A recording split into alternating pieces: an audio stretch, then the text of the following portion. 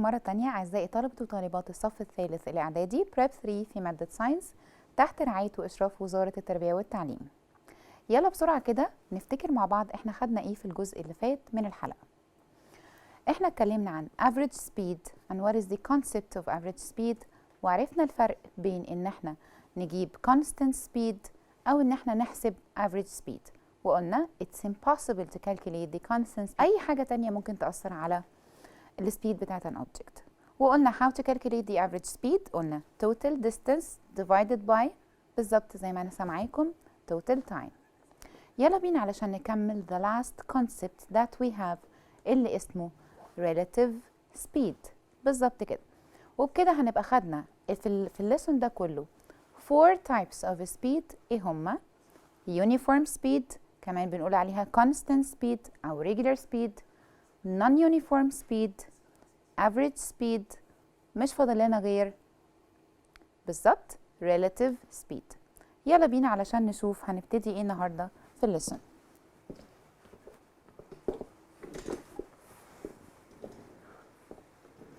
يلا بينا ندرس اخر concept of speed او type of speed معانا النهارده اللي هو relative speed. يعني ايه كلمة relative؟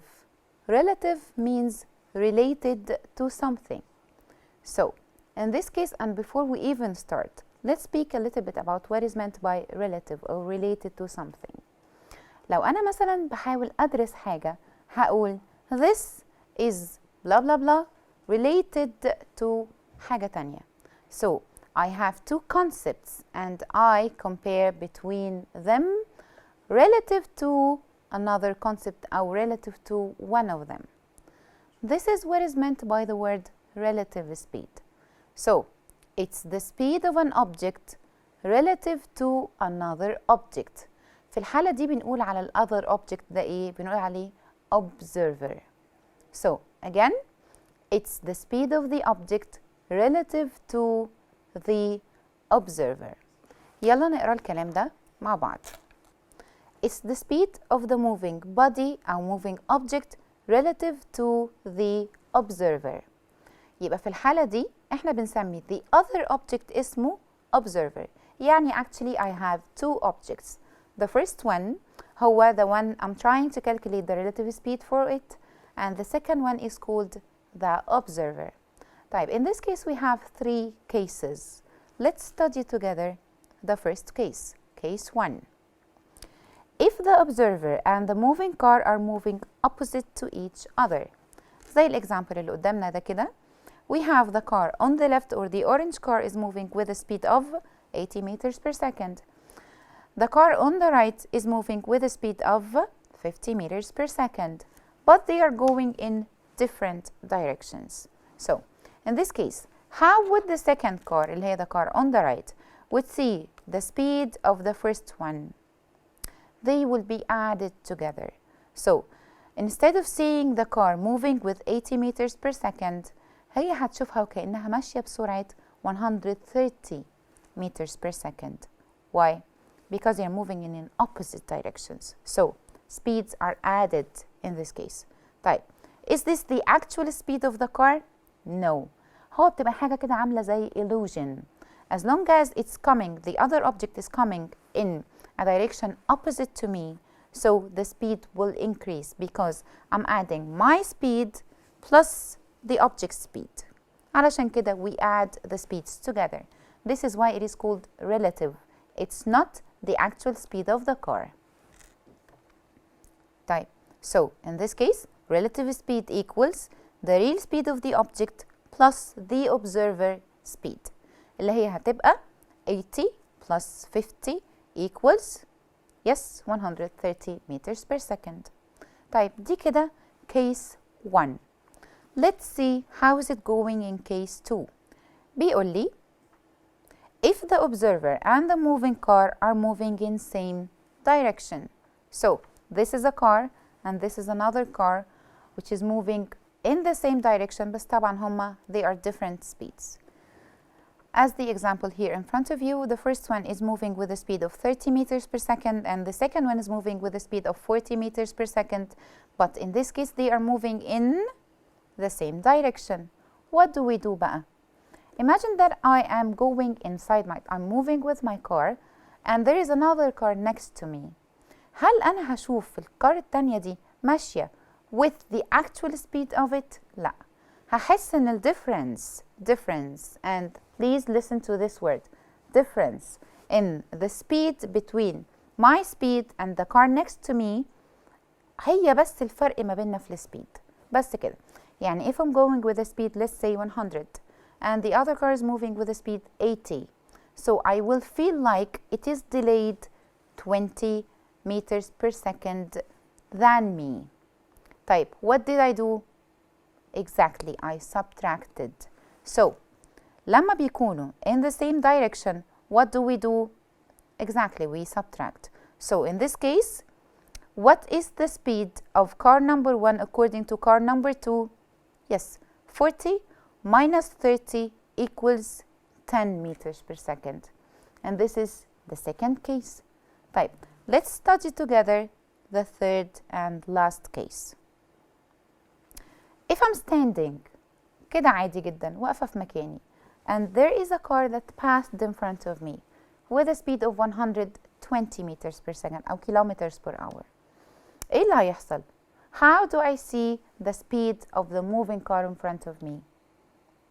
بالظبط هشوفها زي ما هي، ولا أنا بتحرك معاها in the same direction ولا أنا بتحرك in the opposite direction. يبقى في الحالة دي if the observer is at rest and there is a moving object in front of the observer في الحالة دي the relative speed هي the actual speed. So at rest relative speed is the real speed of the object. So again كده let's have a quick recap for the three cases. So if the two objects are moving in the opposite direction, what do? We add the two speeds together. If the two objects are moving in the same direction, what do? We subtract the two speeds. بالظبط كده. طيب if the observer is at rest في الحالة دي relative speed هي real speed أو actual speed of the moving body. زي الإكزامبل كده اللي عندنا observer number A and there is a moving object in front of the observer B moving with 60 kilometers per hour. What's the speed in this case? بالظبط 60 kilometers. Nothing has changed. I'm standing in my place. I have zero speed. So في الحالة دي relative speed equals real speed. طيب let's see this video together من بنك المعرفة المصري. هيوضح لنا أكتر وهيلخص كل الكلام اللي احنا قلناه. يلا بينا نشوفه مع بعض. Relative speed is the speed of moving object relative to the observer. Let's see the following cases with respect to the observer in order to find out more. If the observer is at rest, the relative speed equals the real speed as shown in the figure. If the observer is moving in the same direction of the moving object, the relative speed equals the object's speed minus the observer's speed as shown in the figure. If the observer is moving in the opposite direction of the moving object, the relative speed equals the object's speed plus the observer's speed as shown in the figure. We can conclude the following. 1. The speed of the second fast car relative to the observer standing on the ground differs from its speed relative to the passenger in the first slow car. 2. Measuring the relative speed depends on the position of the observer who determines the magnitude of the speed. طيب زي ما احنا شفنا مع بعض دلوقتي الفيديو تاني he mentioned the three cases if they are going in the opposite direction أو in the same direction أو observer is at rest. Let's notice something that is very important. دايما if they are going in the opposite direction, so in this case the relative speed will be greater than or more than the real speed. طيب if they are going in the same direction, so in this case the relative speed will be less than the real speed أو the actual speed.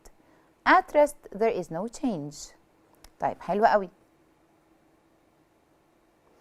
If the two bodies are moving in the same direction with the same speed, so the relative speed equals 0. What does this mean? Let's imagine that I am driving my car and there is another car just next to me moving with the exact same speed of mine. لو أنا بصيت كده على the car next to me, what would I notice؟ هحس as if we are not moving. هحس as if the two cars are at rest. طيب تعالوا نفكر فيها بالمنطق. We said if they are going in the same direction, so in this case the relative speed will be equal to the real speed minus the observer speed. طيب in this case the real speed of the first car and the observer's speed are the same. So let's take for an example that 100 kilometers per hour minus 100 kilometers per hour equals 0. بالظبط كده. So ايه هي الكيس اللي احنا بنقول فيها ان relative speed equals 0 if the two bodies are moving in the same direction with the same speed. We don't even have to calculate it. خلاص احنا عارفين if they are going in the same direction with the same speed, so the relative speed equals 0. طيب يلا بينا نكمل. Let's have a little example, a problem. A car is moving with a speed 120 kilometers per hour. Another car B is moving in the opposite direction with the speed of 80 kilometers per hour. What is the speed of car B relative to car A? في الحالة دي he said opposite. طيب what do we do if the two cars are moving in the opposite direction? بالظبط we add them together أو add the speeds together.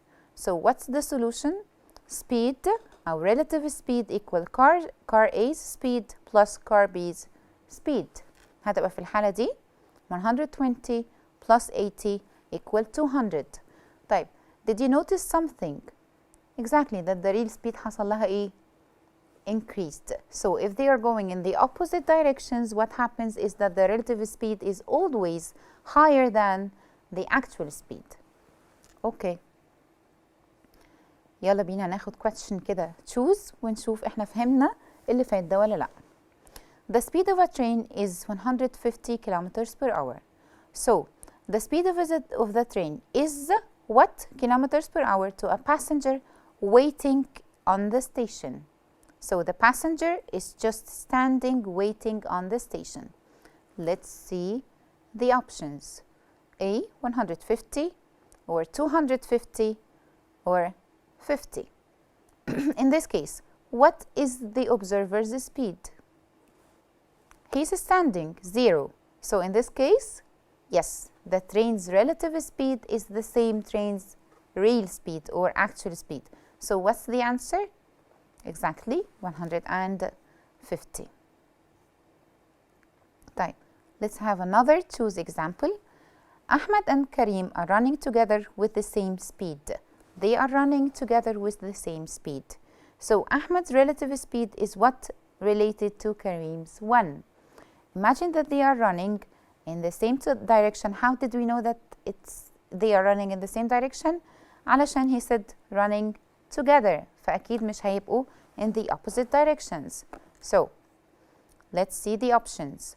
Less than, more than, 0.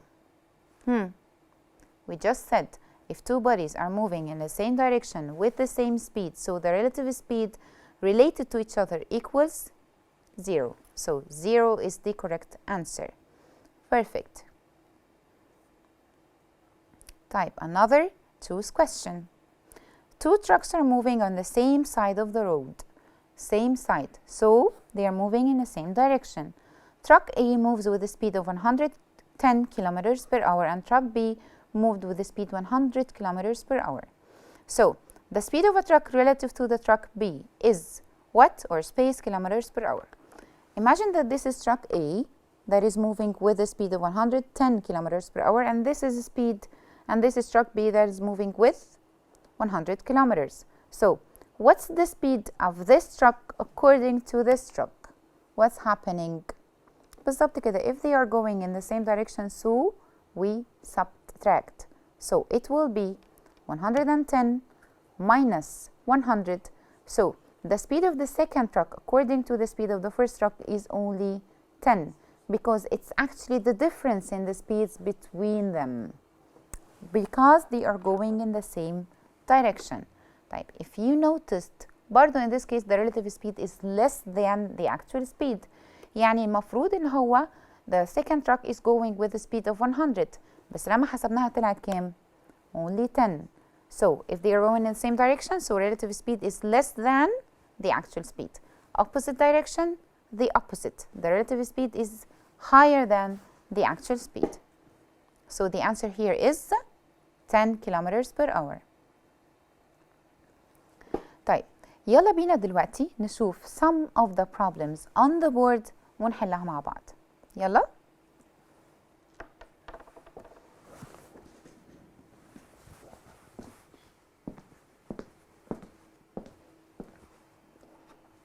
طيب برضو these questions are from Egyptian Bank of Questions اللي هو بنك المعرفة المصري. يلا بينا كده نشوف the first question. Complete the following أو choose. If the speedometer of a moving car points to 90 kilometers per hour, so after 2 hours the car covers. Again, let's read the question واحدة واحدة.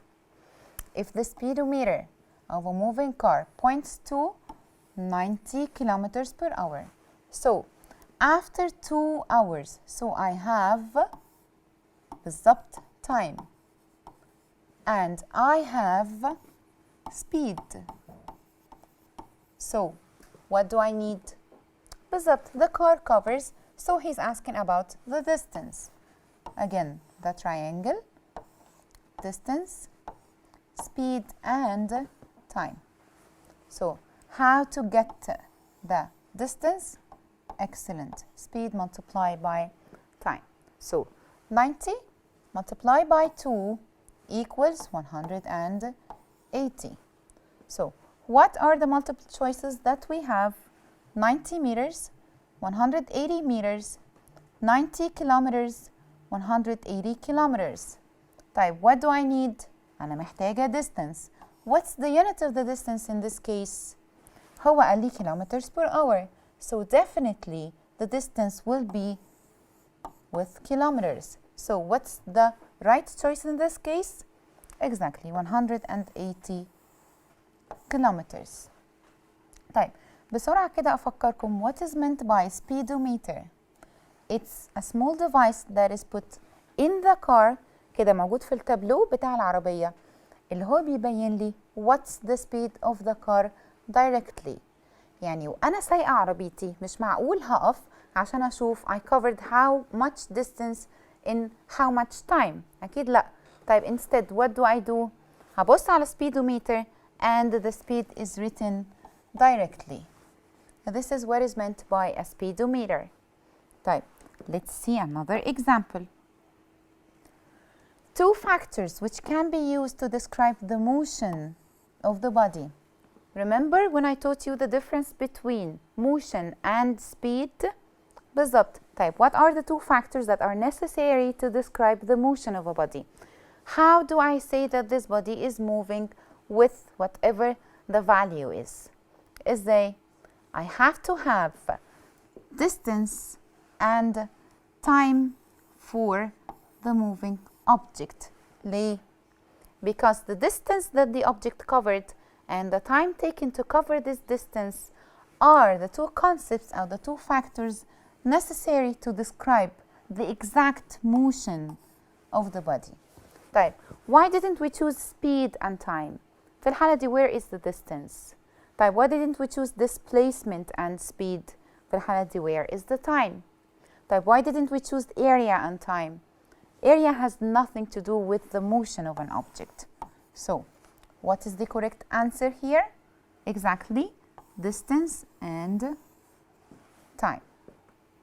Let's have another question. If the uniform speed of a car is 72 kilometers per hour, so its speed equals 20 meters per second, 25 meters per second, 18 meters per second, or 40 meters per second. إيه ده؟ Something is confusing here. طيب, let's explain this. دلوقتي he gave me the speed بس with units kilometers per hour. And all of the choices that we have does not include kilometers per hour. So I have to change the kilometers per hour into meters per second in order to choose the correct answer. طيب what do we do? How do we change kilometers per hour into meters per second? تعالوا كده نمسكها واحدة واحدة ونشوف هنعمل ايه. Kilometers, in order to change it to meters, what do we do? بالظبط, we multiply by 1000. طيب, hours, in order to change it to seconds, and listen carefully, I'm saying 2 seconds, not 2 minutes.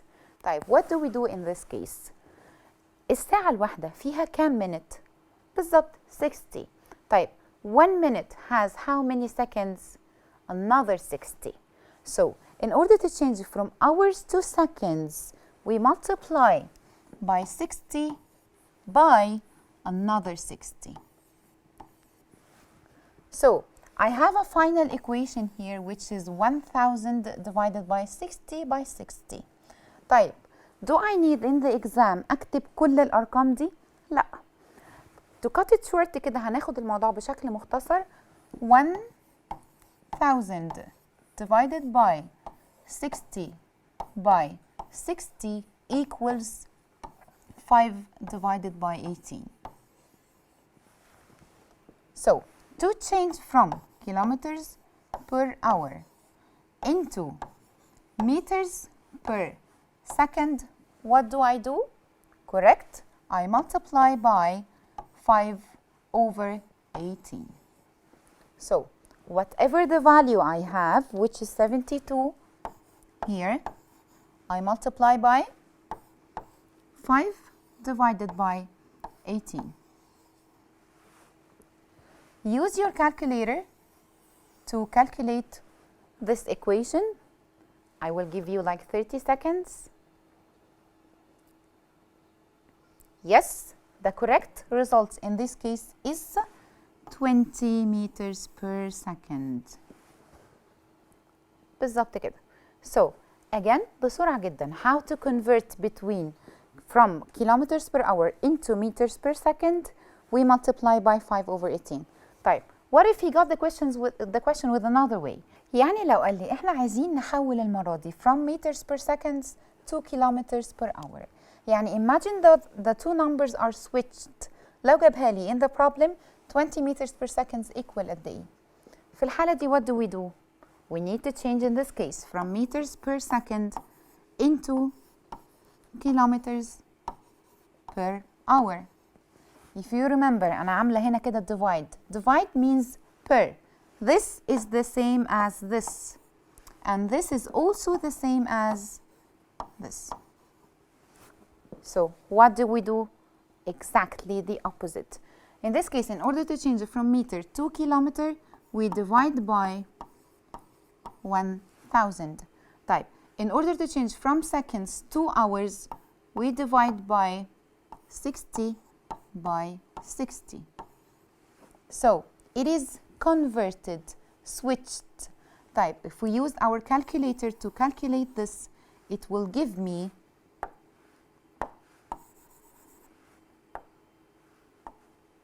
18 divided by 5. طبعا we don't need to do the same equation every time, as I told you. احنا بس we need to memorize these numbers. So, meters per second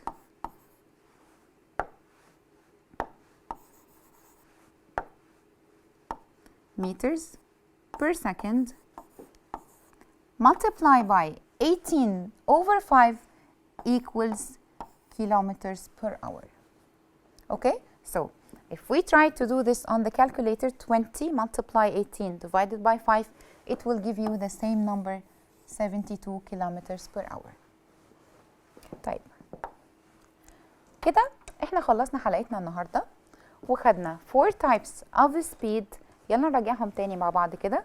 The first one was constant speed. It has another name which is regular speed. بالظبط كده. طيب, what was the second type? Exactly, irregular speed. تمام. طيب, what was the third type? Average speed. This is when we need to know the speed but the average speed of the whole trip. So it's the total distances that he's giving me in the equation divided by the total time needed to cover these distances. طيب what was the last one؟ بالظبط relative speed. What is meant by relative؟ It's related to another observer. تمام. So is there any equation for the relative speed؟ لأ، بس we have to keep in mind that there are 3 cases for the relative speed. The first one opposite directions. متهيألي خلاص بقى حفظناها لأن احنا قلناها كتير جدا. If opposite directions, so the speed will be added. The 2 speeds will be added. طيب if they are in the same direction, we subtract. If the observer is at rest, what do? Relative speed is the same as the real speed. بالظبط كده. طب if they are going in the same direction with the same speed, so relative speed will equal 0. Why? Because we subtract, so مش هيتبقى لي حاجة. صح؟ And we took some examples for this. أنا عايزة منكم نخش على بنك المعرفة المصري، نفتح الليسون ده كده ونحل كل الكويستشنز اللي عليه. هنلاقي كويز، والكويز ده ماركت في الآخر according to our answers. ودي كانت حلقتنا النهاردة. أشوفكم إن شاء الله في حلقة جديدة على خير.